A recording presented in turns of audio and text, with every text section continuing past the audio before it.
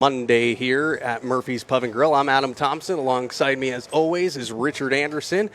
Here live from Murphy's Pub and Grill for the Hard Rocker Coaches Show. And, of course, our coach, as always, during the fall, Coach Charlie Flohr, head football coach of the Hard Rocker football team. Coach, I think we're going to start off with a positive, and that was 2 weeks ago, the win over Black Hills State. That game had to have been probably one of the best games that we have seen the last couple of years. Yeah, I'm just very proud of our kids. And, we knew it was going to be a tough football game. For us, playing New Mexico Highlands, playing really well on the road down there, and then knowing, that was going to be a tough week. Black Hill State was, I think they had a three-game win streak at the time. And, going up to their place, a night game, we knew that their last home game was going to be, or was hostile with a great environment. And I thought our kids prepared really well. They kind of played with that edge, that chip on their shoulder, and, just proud of how they played. Really a complete football game. We had a few blunders with, some special teams things that we, got to get fixed. But, yeah, just extremely proud of our kids and how they went up and probably put in, one of the more dominant performances we've been able to put together for a long period of time. What was the preparation like for the game? Because it just seemed like we had an answer for everything that they were trying to do. A lot of it was just film study. We really pushed our kids to study the tape. We knew it was going to be a tough matchup physically all the way across the board. But, a lot of it just came down to film study and preparing our guys more off the field, making sure that they're spending enough time watching the film, doing the extra things that they need to do before and after practice. And, we felt that was probably, one of our bigger things is, just how we prepared during the course of the week and giving us a really good idea of what they were going to do in all three phases. Mm-hmm. You now have the home stake trophy in your possession. Last year you got the Eagle Rock trophy. That has to feel really good to see both those trophies in the locker room. Yeah, it does. We've got both of them. We earned the one last year. We're still fortunate enough to have it in our trophy case and know that game's coming up. But, right now for us to have both of the trophies in our trophy case, something that hasn't been done here in a long, long period of time. So, yeah, it feels good right now to, see both of those trophies in and knowing, we earned the one this, a couple of weeks ago, and we still have a right to go earn the other one.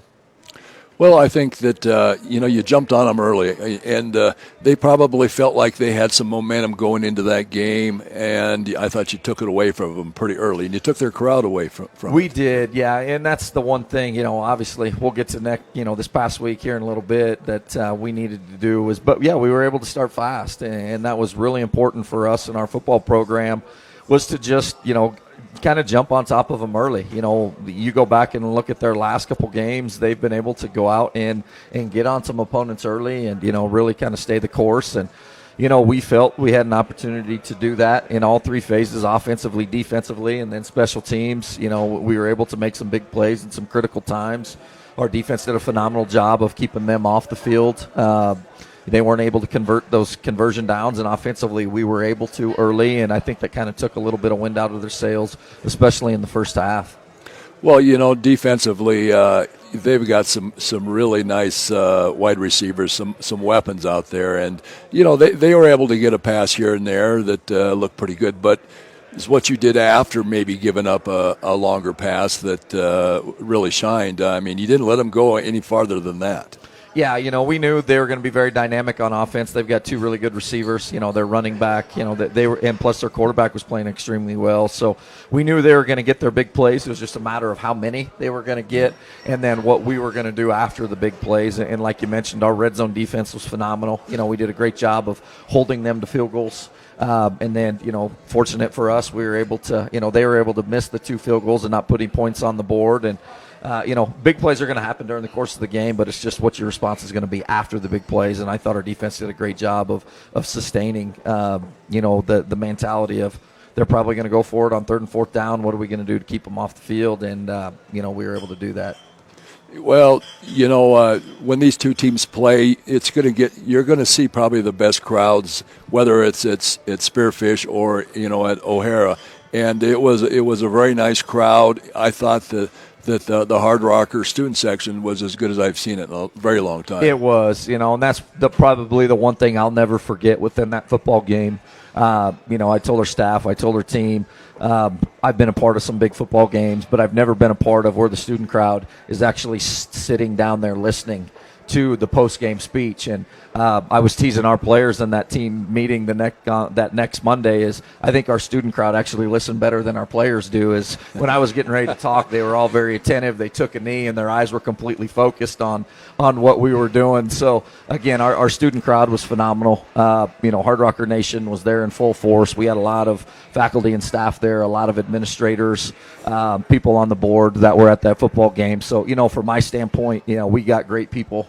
And those are the things that I know they'll never forget. And it was a great crowd by all.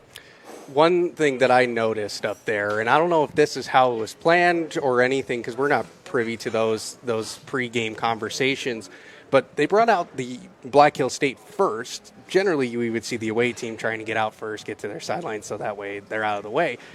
But it seemed like you guys took your time coming out. Was that part of the plan going up there? Or? No, before every game, we all get a pregame routine in regards to the timing aspect side of things, and they chose to come out for the national anthem, and with the national anthem playing at the 10-minute mark, we decided to stay in the locker room.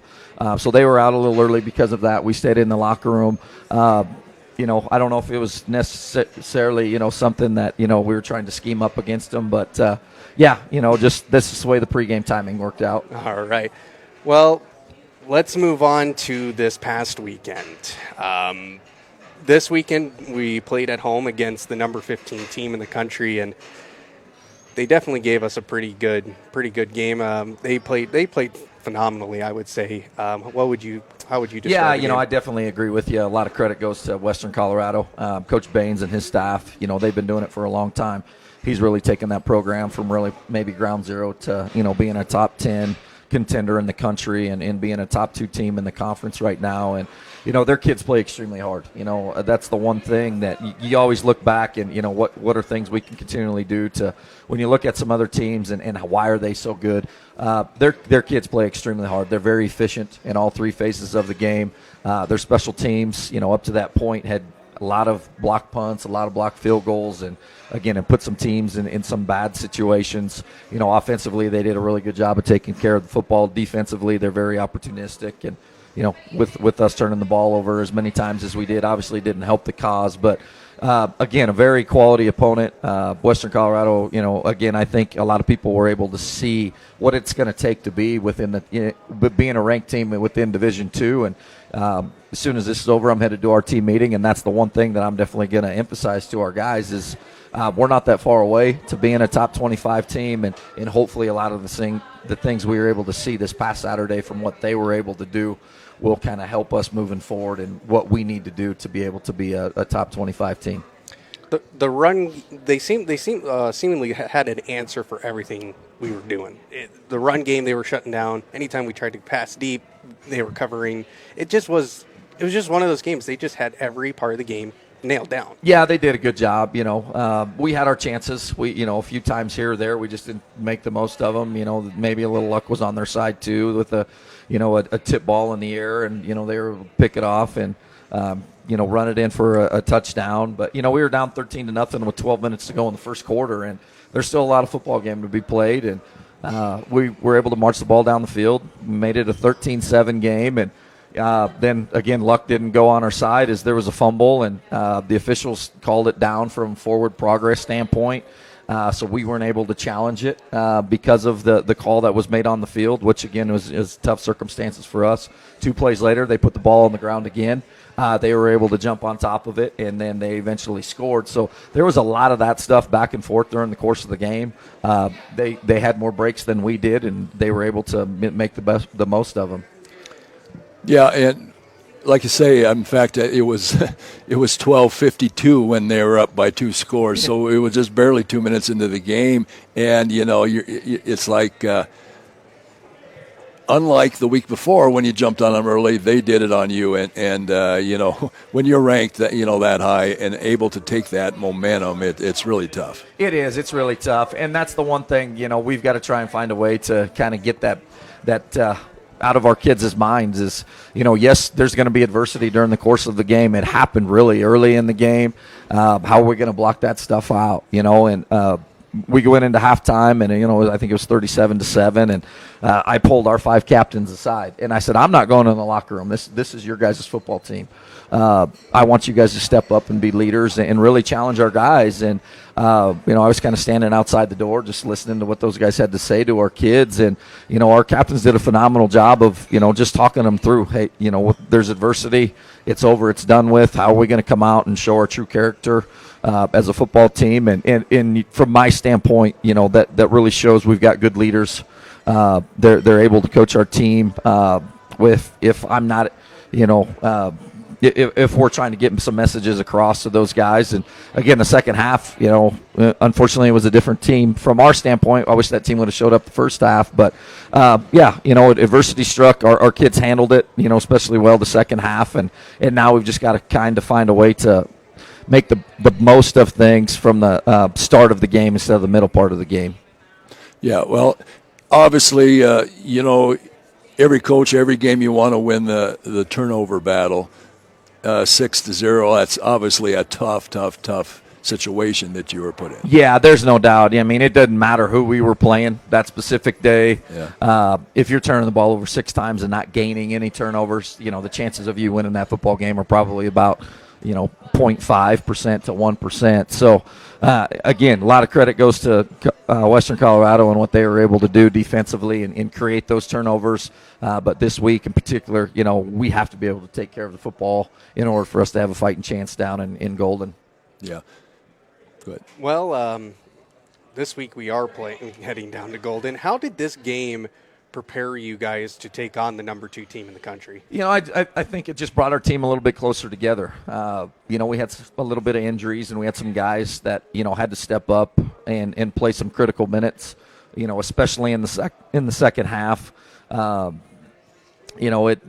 Sometimes those are good things, sometimes those are bad things. So we, in the second half, we had some younger kids that were going to have to step up and make some plays, and on both sides of the ball, and even some special team side of things. So, I think that's really, kind of opened our guys' eyes. Like I said, when we get ready to meet here at 5 o'clock, that's something we're going to talk about is, we did a lot of good things. It didn't matter who was on the field.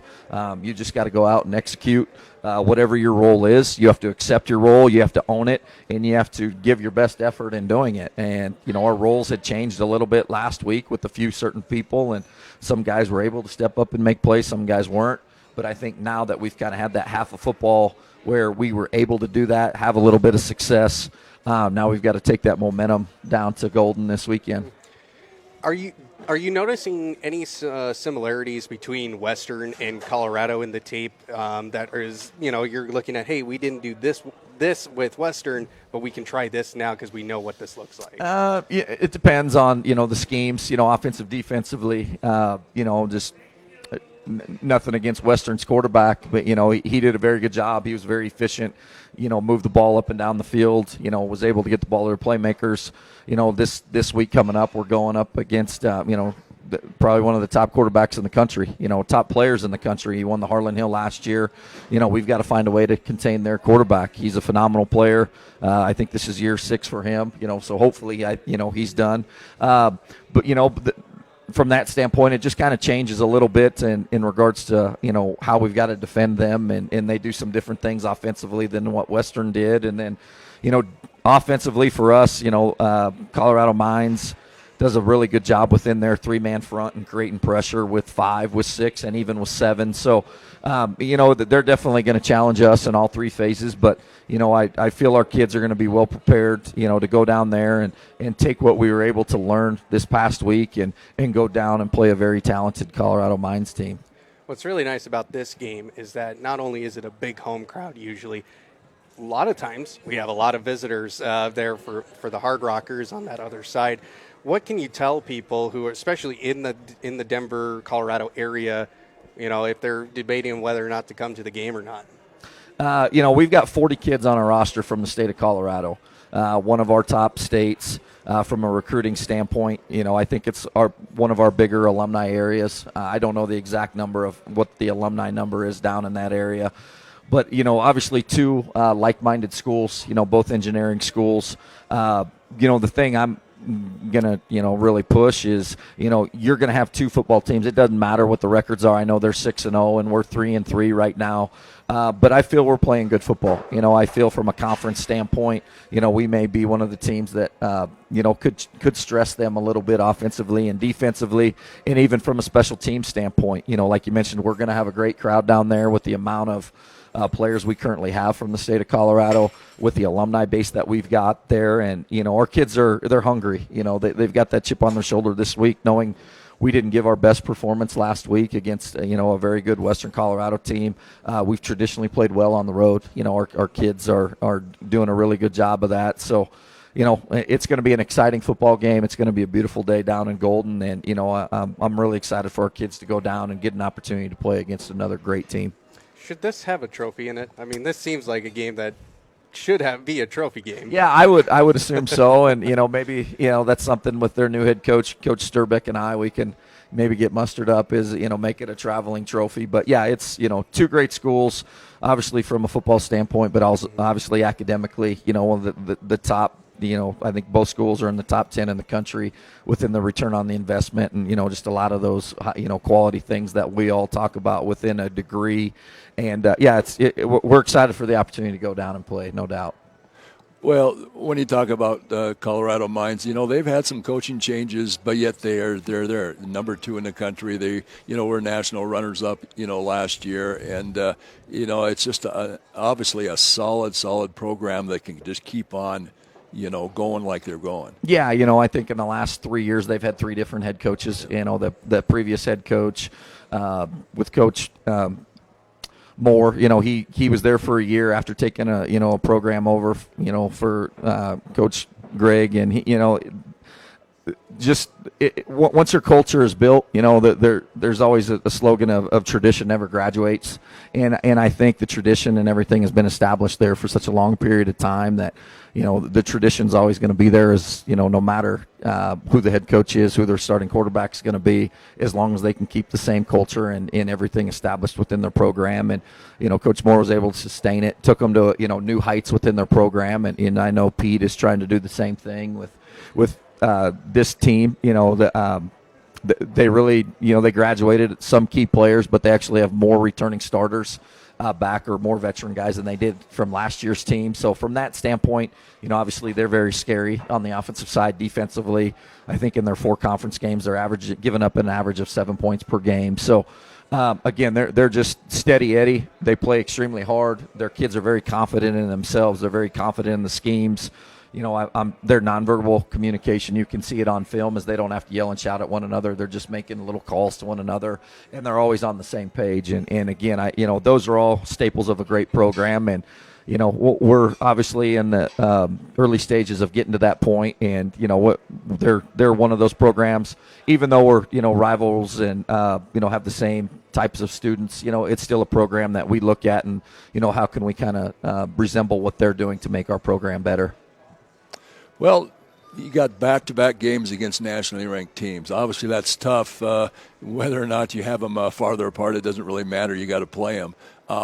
Those 2 teams are going to play each other in a couple of weeks. So, that should be an outstanding battle. But what does it do for your program to be able to play those teams like that back-to-back?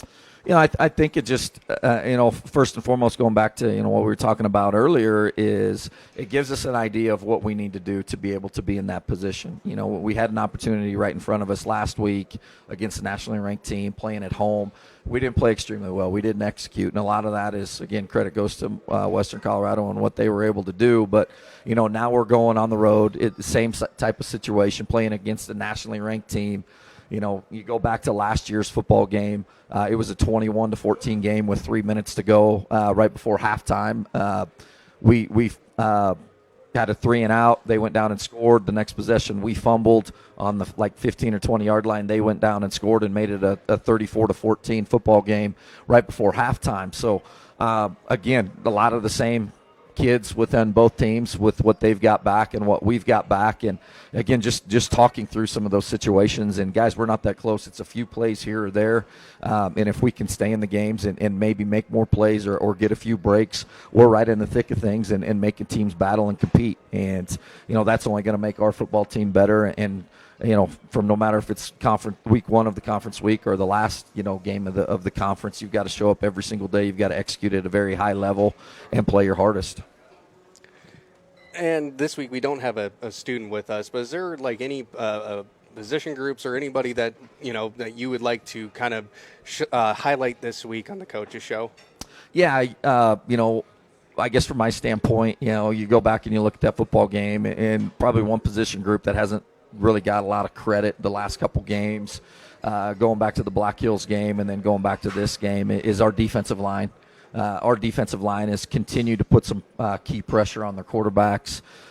This past week, again, maybe the statistics and everything weren't there, but there were times where we had hands right in the face. We got a lot of hits on the quarterback. They were just able to make some plays. And then you go back to the Black Hills game, and our defensive line and our overall pressure really rattled the Black Hills State quarterback. And one position group I think that's probably not getting a lot of credit right now is the defensive line for what they've been able to do the past couple weeks, and they've slowly started to get better week in and week out. Well, you talked about having to play some younger players last week. How is that going with some of these young players? You feel like they're stepping up to where they need to be, and especially if this is their first year? Yeah, we do. We feel very good about them. We talk about our freshmen every single week. With that whole new 3-game redshirt rule, we've got some of our true freshmen that are right at that 3-game mark, and we have to have some sit down, tough conversations, and hey, this is where we feel you're going to be. You're going to be able to contribute. Do you still want a redshirt? So we have a lot of those discussions with our freshmen. But yeah, we feel those kids, they're obviously still 18-year-old kids playing up against some, 22, 23-year-old veteran guys, but, they're handling things really well. We're in the middle of midterms. So last week and this week is midterms for us on campus. So we know they're getting stressed mentally as well outside of football, and then obviously getting ready for a game, putting in the time and effort that they need to from the film standpoint. Position meetings, practice, all of those things. They do have a lot on their plate, probably more than most 18-year-old kids, typically have. So, we are playing a lot of younger kids. The future is bright within our program. We, feel very strongly with that. But we're getting a lot of mileage out of those younger kids, and they're stepping up and making some plays when we need them to. You mentioned midterms there. What are some of the things that you and your staff are doing to ensure that stress level is not going overboard and it's kind of putting a big strain on those kids? Yeah, so what we do is, every week our kids go to the library and meet with Coach Sales. Coach Sales is our running back coach, but also works in the Student Success Center. And we've got a little program in place where they go and fill out weekly sheets in regards to what they're doing every single day from the academic standpoint. And then Monday mornings we get them put on our desk, and we meet with every one of our players individually. It's not a football meeting. It's strictly an academic meeting. And, I'll look through all of the quarterbacks and see, Jaden's got this week. Jake Martinelli's got this week. And it just gives me and our staff a really good idea of, hey, this kid's got 3 tests this particular day. How do we have to, proceed with meetings? How do we have to make sure that they can study and do all those things to get ready, obviously for those tests, midterms, which are very important, but also get ready for, a top 2 team in the country and making sure we're putting in our best effort. So, our staff does a really good job of looking at the full landscape of what a student athlete is like here at South Dakota Mines. And, it gives our kids a really good idea and our staff a really good idea of how do we make sure that they're doing the things they need to maintain the grades they've got, but also put our best foot forward from the football standpoint. Well, thank you very much, Coach, for joining us here again this week, and we will talk to you next week after the game against Colorado Mines. All right, thanks, Adam. Thanks. Yep, thanks, Coach. Coach Charlie Flohr, head coach of the South Dakota Mines Hard Rockers football team. Well, Richard, do we even have an athlete of the week this week? We do not. We do not. That will be posted on the Facebook site later this week. Today's a holiday, so it makes sense that we didn't have that quite ready just this week. This weekend, we'll also have the football game exclusively on 1380 AM and 100.7 FM. I'll bring you the call. That game is slated for a start time. That's a noon kickoff, isn't it, Coach? Yeah, noon kickoff. So we'll do pregame at 11:50. All live or exclusively on News Radio KOTA. Richard, what do you got going on for this weekend? Any home games coming up? No, I'm I think my calendar is pretty clear. I'm just glad I don't have to. Last Friday night, I was at the Hot Springs Rhapsody Christian game, and I think my toes are still cold. I mean, that was one of the. I've heard a lot of people. That was a cold night out there, and that for some reason where they have that stadium is cold too. I don't know what it is about it. The sun goes down, but there's not much going on this week, but. Well, a big shout out to the men's soccer team picking up a conference victory over Adams State. That's a big win for them. That's 2 wins this season, isn't it, Josh? Two wins, so a big win for them. They got to be feeling very good about how this season's going. They're starting to looks like they're starting to go forward, build a little bit, and also the volleyball squad won, and they're I think won 4 straight games or matches like that. So something like that, is that right? Yeah, we always have to look over at Josh here to make sure, but they're doing really well, and so it's been a pretty good fall so far, I think, for all the Hard Rocker athletic programs. And we still got another month of it to go here, so keep up all the action at GoRockers.com. We got some games coming up as well, and we also have the football game this weekend, a big game this weekend as well, and we'll be back home. Yeah. For another weekend of football. So thank you, Richard. Thank you, Coach, for joining us. And we will see you all next Monday here live from Murphy's Pub and Grill at 4 o'clock here on the Hard Rocker Coaches Show. Good night from Murphy's.